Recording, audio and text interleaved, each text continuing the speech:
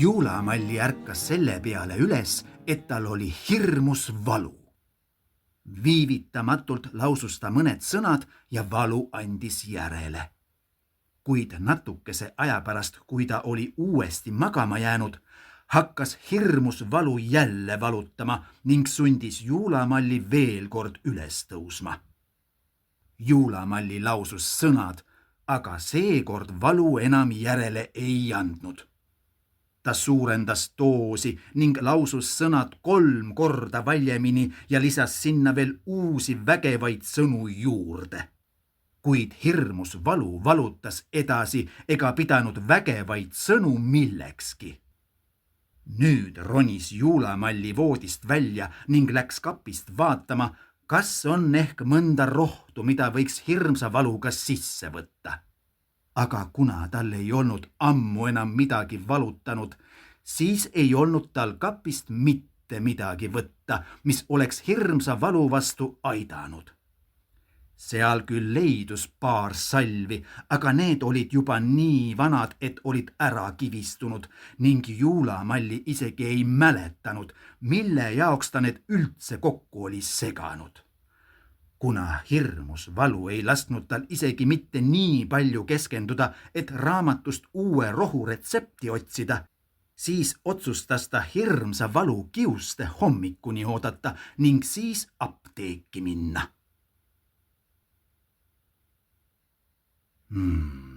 Tere hommikust, proua.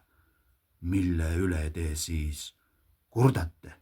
Ütles apteeker Juulamallile, kes uksest sisse oli tulnud ja leti ette seisma jäi. Ei, mina ei kurda millegi üle, aga hirmus valu on. Pool ööd on valutanud ja valutab siiamaani. Ehk on teil head rohtu pakkuda, mis sellest valust vabastaks? Kohe vaatan, mis meil siin leidub, ütles apteeker ning hakkas oma selja taga riiulitel olevaid purke uurima. Meil on siin põlvevalurohtu, õla, rinna, kanna, kaenlaaugu, küünarnuki, sõrmevalurohtu. Väga toredad rohud, aga vaja oleks hirmsa valurohtu. Kaenlaaugu rohuga pole mul praegu midagi teha. Muutus Juulamalli kärsituks. Paistab, et hirmsa valurohtu meil kahjuks praegu ei olegi, ütles apteeker käsi laiutades, kui oli valurohtude riiuli veel kord üle vaadanud. Oi, kui paha lugu, ütles Juulamalli. Kuidas ma siis nüüd selle hirmsa valuga ringi käin? Hirmus ebamugav on. Ma võin hirmsa valurohtu tellida, aga sellega läheb kindlasti paar nädalat aega, enne kui see siia kohale jõuab. Püüdis apteeker omapoolset lahendust pakkuda. Paar nädalat? Ega ma sokke ei tulnud tellima, et 2 nädalat muretult oodata. See on meeletult pikk aeg. Selle ajaga saab hirmsast valust kole hirmus valu, arvas Juulamalli, kelle näost võis välja lugeda, et tal valu just praegu hullemaks läks. Võib-olla peate siis mõne nõia kuskilt leidma, kes ehk mingit abi oskab anda. Püüab apteeker viimases hädas alternatiivset lahendust leida, vaadates valu käes vaevlevat Juulamallit. Just nii, apteekri härra, teist oli praegu väga palju kasu. Kuidas ma seda kohe ei taibanud? Elavnes Juulamalli. Ta tänas apteekrit, keeras kanna pealt ümber ning astus apteegist välja. Istus apteegi nurga taha pargitud luua selga ning lendas koos hirmsa valuga otse joones Uldrika juurde. Mis sul siis nüüd nii happu nägu peas on, nagu mingi hirmus valu oleks kallal, ütleb Uldrika, kui on Juulamalli tuppa kutsunud. Mille järgi sa aru said, et mul hirmus valu on? Imestas Juulamalli, ohkas ja istus toolile. Ah, sul siis ongi valu. muutus Ulrika tähelepanelikuks. Valutab, mis kole, hirmsasti valutab. Tulingi uurima, kas sul midagi leidub, mida sisse võtta või peale määrida, räägib Juulamalli samal ajal hirmsat valu vapralt kannatades. Hirmsa valu vastu mina küll ei tea, et mul midagi oleks. Ma arvan, et mul ei ole olnudki midagi sellise valu vastu. Aga paar päeva tagasi keetsin silmavalu rohtu. Võib-olla proovid siis seda, püüdis Ulrika sõbranna hädale leevendust leida. Silmarohtu, ega mul silmad ei valuta. Oi jaa, siis on lugu ikka tükk maad keerulisem, tõdes Ulrika.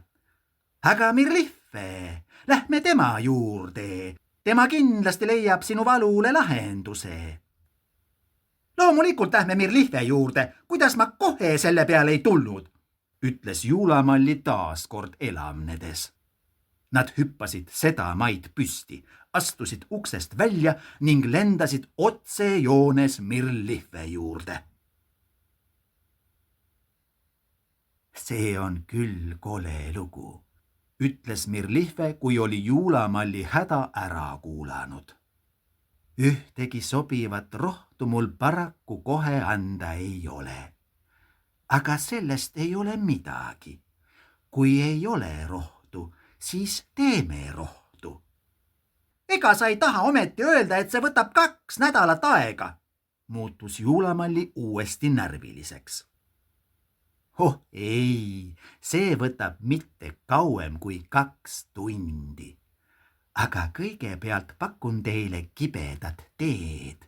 See rahustab ja teeb tuju heaks, ütles Mirliffe ning võttis teekannu tulelt.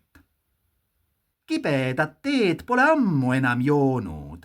Mina arvan, et joon 6 tassitäit, ütles Ulrika, kes oli suur kibeda tee sõber. Ja, kibe tee maitseb mulle ka, ütles Juulamalli, kes oli juba tublisti rahulikum. Nüüd hakkas Mirliffe hirmsa valu rohtu tegema.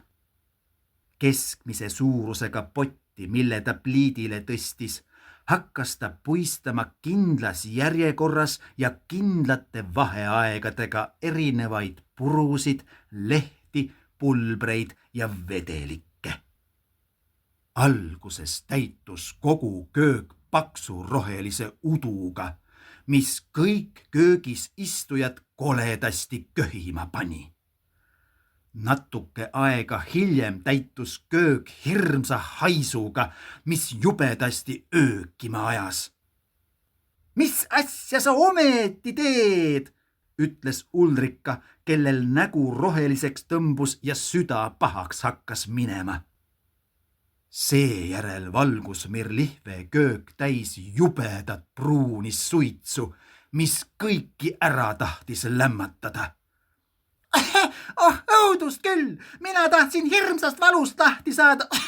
Nüüd tuleb välja, et sina tahad minust lahti saada, ütles üleni näost valge ja läkastav Juulamalli. Aga Mirliffe ei lasknud ennast segada. Ta lisas potti järgmise näputäie peenikest pulbrit, mis õhu köögis hapuks, läbipaistmatuks ja nii kuumaks muutis, et Ulrika oli sunnitud põrandale pikali heitma, et natukenegi hingata saaks. Õhk oli sedavõrd tappev, et Juulamalli jättis hingamise mõneks ajaks üldse pooleli. Paks kass, kes oli toas tugitoolis põõnanud, jooksis majast välja ning tuli tagasi alles 2 nädala pärast. Siis lisas Mirliffe järgmise pulbri ning korraga muutus õhk köögis puhtaks ja selgeks. Pehmelt magus lõhn tegi hingamise kergeks ning mõnusaks. Kui ma nüüd veel juhuslikult elus olen, siis hirmsat valu ma just nagu enam kohe mitte ei tunne, ütles Juulamalli, samal ajal ennast igalt poolt katsudes ja pigistades, et veenduda, kas ta ikka veel päriselt olemas on. Minu meelest on mu silmanägemine nii hea, et nii hästi pole ma kunagi näinud, ütles Ulrika, kes silmad lahti oli teinud ning oma paranenud nägemisvõimet ära ei jõudnud imestada. Ongi valmis, ütles Mirlife ja tõstis poti pliidi pealt maha. Nüüd võib igaüks teelusikatäie rohtu võtta. Mina pole kindel, kas ma vajangi seda lusikatäit. Ainuüksi siin köögis istumisest hakkas juba nii hea, et ei mäletagi enam, mis asi see hirmus valu üldse on, ütles Juulamalli ning tundis ennast nii suurepäraselt, et hakkas juba tantsu lööma. Pärast seda sinu rohu keetmise protseduuri siin ei suuda mina enam mitte millegi üle kurta, ütles Ulrika. Hea küll. Kui te ennast suurepäraselt tunnete, siis ongi juba kõik hästi. Aga mina võtan küll ühe lusikatäie, ütles Mirlife ning mekkis oma tehtud imerohtu. Natuke magus tuli, aga muidu igat moodi tipp-topp. Mina arvan, et me võiks seda rohtu apteeki viia. Juhul, kui kellelgi hirmus valu kallale kargab, siis on apteekril õige asi kohe võtta, ütles lahkes meeleolus Juulamalli. Minu meelest võib ükskõik, mis asi kallale karata. See rohi aitab kõige vastu, arvas Ulrika ning ei suutnud ikka veel oma imeväel paranenud silmanägemist ära imetleda. Minugi poolest. Rohtu sai nii palju, et võime seda apteeki viia küll, ütles Mirlife. Ta tõi tagakambrist 10 väikest pudelit ning villis neisse oma äsja valmistatud hirmsa valurohtu. Mirlife, Juulamalli ja Ulrika maandusid apteegi nurga taga. Parkisid oma luuad seina äärde ning läksid pakkuma apteekrile väärt kaupa. Tere õhtust, prouad. Mille üle te siis kurdate, ütles apteeker, kui Mirlife, Juulamalli ja Ulrika olid leti taha kogunenud ning sinna seisma jäänud. Meil pole kurta millegi üle. Küll aga on meil rohtu neile, kes kurdavad, ükskõik mille üle, olgu see siis hirmus valu, vilets nägemine või muul moel sant enesetunne, tegi Mirlife jutuga algust. Väga huvitav. Millisest rohust käib õigupoolest jutt? Tahtis apteeker asjasse rohkem selgust saada. No sellisest rohust, mida teil siin apteegis teps mitte ei ole ning mille pärast mina pool ööd ja pool päeva hirmsas valus pidin vaevlema, alustas Juulamalli asja selgitamist. Aga meie keetsime just natuke aega tagasi täpselt sellise rohu. Või tähendab õigupoolest Mirlife keetis just täpselt sellise rohu, mis igasugusele hädale lõpu teeb. Võtame näiteks silmanägemise. Mina näen nüüd nii hästi, et kohe täpselt võin öelda, millist rohtu siin apteegis praegu ei ole, alustas omapoolse müügitööga Ulrika. Oodake nüüd. Ma ei saa päris täpselt aru, millest käib jutt, millisest rohust käib jutt. Soovis apteeker talle ikka segaseks jäänud juttu rohkem selgust saada. Näete siis, teile kuluks kohe üks lusikatäis ära, asjad saaksid paugu pealt selgemaks, ütles Juulamalli. Meil on rohtu, mida mõtlesime, et toome teile siia apteeki müüki, mida siis omakorda on võimalik hädalistele vajadusel pakkuda, selgitas Mirlife ning tõstis ühe kodus villitud rohupurgi apteekri ette letile. Ütles apteeker ning võttis pudeli kätte, et seda lähemalt uurida.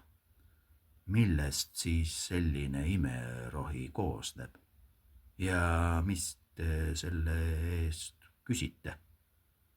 Retsept on salastatud ja meie hind on 30 luudnat pudeli pealt, oli Juulamallil vastus valmis. See on ju väga kallis, arvas apteeker. Muidugi on kallis, mis sa mõtlesid, et poole hinnaga saad omale uue elu, torkas Juulamalli. Piisab sellest, kui selle lihtsalt omale müüki võtate. Meile pole see raha nii tähtis, ütles Mirlife. On ikka tähtis küll, arvas Juulamalli. Jah, aga paraku ilma paberiteta ei saa ma ikkagi ühtegi rohtu müüki võtta, ütles apteeker ning ulatas pudeli Mirlifele tagasi. Ega paberid kedagi ei ravi, oma tööd teeb ikka väärt kraam seal pudelis, ütles Ulrika, kes oli silmnähtavalt apteekri otsuses pettunud ning mille peale apteeker lihtsalt käsi laiutas. Sellest on kahju küll, kui nii peab olema, aga eks kord on kord, ütles Mirlife ning pistis pudeli kotti tagasi.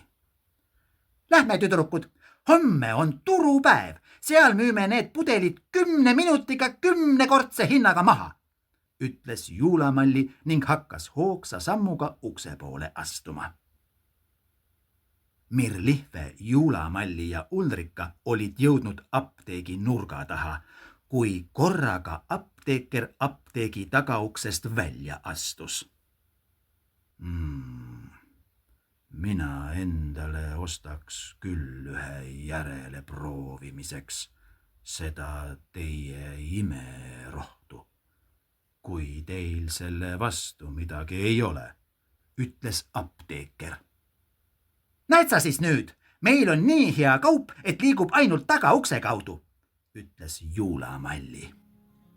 Ei ole meil selle vastu midagi, ütles Mirlife, võttis kotist pudelikese hirmsa valurohtu ning ulatas selle apteekrile.